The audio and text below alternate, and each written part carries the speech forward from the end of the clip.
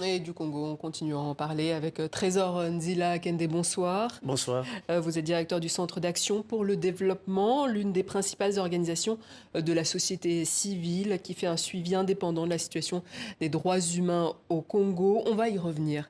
Mais d'abord, votre réaction sur cette bousculade meurtrière qui a eu lieu à Brazzaville. C'est une situation épouvantable qui empêche de dormir. Elle doit être traitée avec beaucoup de responsabilité et de sérénité. Une commission d'enquête indépendante est nécessaire pour faire la lumière sur ce qui s'est passé. Et des responsabilités, y compris pénales, doivent être établies sur toute la chaîne de commandement. Et des mesures, par ailleurs, des mesures doivent être prises pour éviter la répétition de tels drames. Si nous étions dans un état sérieux, face à de tels faits, le ministre en charge de la sécurité devrait soit démissionner, soit être limogé. Mais par-dessus tout, ce drame humain, je pense, est l'expression du désarroi d'une jeunesse sacrifiée. Le gouvernement congolais est incapable de créer des emplois. C'est l'objet d'ailleurs de votre venue à Paris actuellement, à Bruxelles également. Vous êtes en mission. Quel est l'objet de cette mission? Je suis en mission. Je vais à Genève pour participer à l'examen périodique universel, qui était un moment très important pour faire du plaidoyer. Mais en amont de mon voyage à Genève, j'ai pensé rencontrer les autorités françaises et aussi européennes pour leur faire part de nos préoccupations en ce qui concerne la situation des droits humains au Congo-Brazzaville. Donc vous avez produit des rapports alternatifs. Oui, effectivement, le gouvernement congolais qui va être examiné a produit un rapport. Et l'expérience a démontré que les rapports du gouvernement ne sont toujours pas crédibles. Et nous avons produit un rapport alternatif pour essayer de déconstruire le discours officiel qui présente toujours la situation comme étant bonne alors que les violations des droits humains sont massives au pays. Alors on va y revenir concrètement. Je rappelle que nous sommes à mi-mandat du président Denis Sassou Nguesso, réélu en 2021 et qui cumule 39 années à la tête du pays. Comment décririez-vous l'état de la liberté d'expression dans le pays envers les citoyens, envers les opposants également?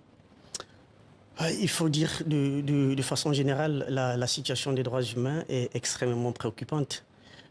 Aujourd'hui, aucun signe n'indique l'amélioration de la situation. Brazzaville, le régime de Brazzaville est une dictature tissée comme une toile d'araignée pendant plus d'une trentaine d'années. Et le régime en place a réussi à casser toutes les voies dissidentes. L'espace civique est complètement verrouillé, les libertés sont en souffrance. Et il n'y a plus quasiment, l'opposition n'existe quasiment plus parce que euh, le régime en place a réussi à supprimer tous les contre-pouvoirs réels. Alors ce sont vos mots, hein, c'est vous qui qualifiez le régime en Exact. place de dictature. Qu'en est-il de la liberté de la presse? Il y a un rapport récent qui est sorti, publié par Reporters sans frontières, qui montre qu'effectivement la situation de la liberté de la presse ne s'est pas améliorée. Le Congo occupe 181e place, ce qui n'est pas un signe encourageant. Les journalistes ont intériorisé l'autocensure parce qu'il y a des sujets extrêmement sensibles pour lesquels ils ne peuvent pas traiter. Et voilà, c'est dans cet environnement que les journalistes travaillent. Il n'y a pas très longtemps, il y a un journaliste qui a fait de la prison. Et justement, en prison, dans vos rapports, vous accusez la police de torture. Est-ce que vous avez des preuves de ce que vous avancez? Nous avons des preuves. En 2022, lorsque nous avons publié notre rapport annuel sur la question des droits des humains, nous avons identifié 572 violations. Et au premier semestre 2023, nous sommes à 1817 violations avec une vingtaine de cas de torture suffisamment documentés et certains cas ont conduit à la mort. La torture au Congo-Brazzaville se porte très bien, c'est une pratique routinière et de plus en plus banalisée. Et quel est l'état des prisons en République du Congo Ah, aujourd'hui? les prisons au Congo sont dans une situation épouvantable. Toutes les prisons, nous en avons 17 officiellement. Les plus importantes sont celles de Brazzaville et de Pointe-Noire, qui aujourd'hui sont dans une situation de délabrement très avancée. Les conditions sont extrêmement difficiles. Le manger, c'est très difficile. C'est soit dit, c'est très difficile. Il y a des détenus qui décèdent du fait de la malnutrition, du fait de manque de soins. Il y a ce phénomène de surpopulation carcérale qui est la conséquence d'une politique d'arrestation systématique et d'emprisonnement, même pour des faits qui sont aussi très faibles. Alors aujourd'hui, qu'est-ce que vous attendez du gouvernement congolais? Alors, nous attendons du gouvernement congolais une réelle volonté politique. Vous savez, la protection des droits humains repose sur des lois, des politiques, des procédures et des mécanismes.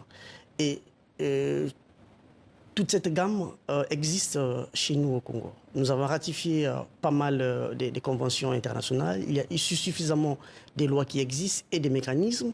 Mais c'est l'histoire d'un hiatus, une volonté qui se manifeste dans la ratification, dans la promulgation des lois, ratification des conventions, mais contredit par une réalité triste. Les violations des droits humains sont massives au Congo-Brazzaville et c'est aussi l'objet de ma mission, de parler avec les partenaires du gouvernement congolais, les interpeller. Et vous avez eu l'occasion de le faire jusqu'à présent? Oui, j'ai rencontré certaines autorités françaises. J'ai eu le sentiment d'avoir été écouté. Et au Congo? Au Congo également, oui, nous interagissons avec... Quelles ont été leurs réponses pour le moment? Pour le moment, ils prennent note, mais on ne sent pas vraiment un engagement. C'est vraiment le désert des réactions officielles lorsque les violations des droits humains sont commises. Mais vous avez espoir quand même pour le Congo, pour que cette situation s'améliore? Ce n'est pas une fatalité. Il suffit d'une réelle volonté politique, que les lois qui sont prises soient appliquées. Et c'est tout le travail qu'on essaie de faire, interpeller les décideurs, rappeler à l'ordre qu'il y a des engagements qui ont été pris et les Congolais ont le droit de jouir de tous les droits. Qu'il s'agisse des droits civils et politiques ou des droits socio-économiques, nous avons l'obligation de jouir de ces droits et d'où le travail que nous faisons sur le terrain, accompagner des victimes, interpeller les autorités pour leur mettre face à leurs responsabilités. Mais au jour d'aujourd'hui, la situation des droits humains au Congo est inacceptable. Trésor Nzila Kende, merci. Je rappelle que vous êtes directeur du Centre d'action pour le développement. Merci.